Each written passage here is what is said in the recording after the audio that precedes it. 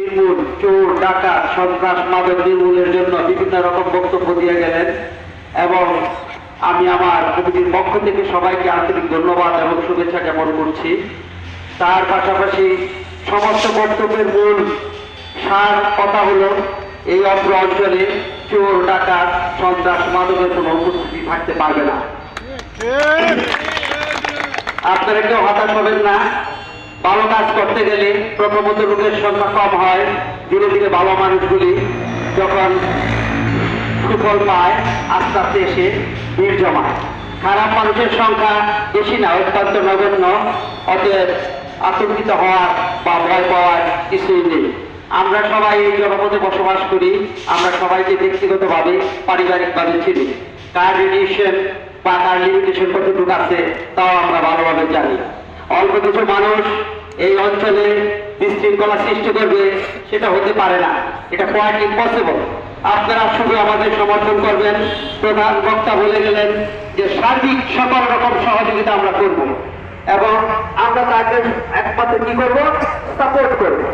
Support করলে পরে আমাদের সাথে আইন যে আছে প্রশাসনের সাথে, প্রশাসনের সর্বস্তরের লোকজনের সাথে আলাপ আলোচনা আছে এবং আমরা আলাপ আলোচনা করছি।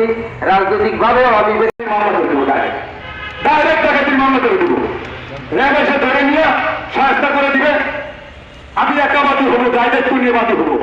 এই কথা বলে আমি আমার বক্তব্য শেষ করছি। বকরি দেওয়া আমি আলহামদুলিল্লাহ।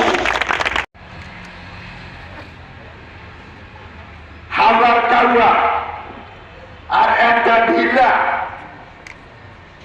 যথেষ্ট। এটা কি ঠিকঠাকই বলে?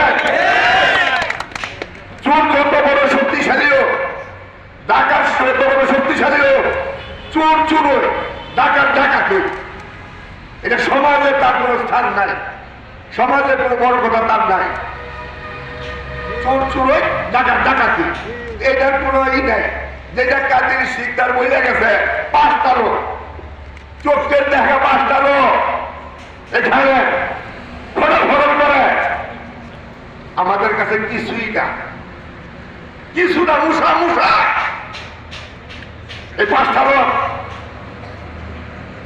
একদিন খেলা দিলে মনে হয় চোখে পড়ে কোথায় যাবে ঠিক নাই।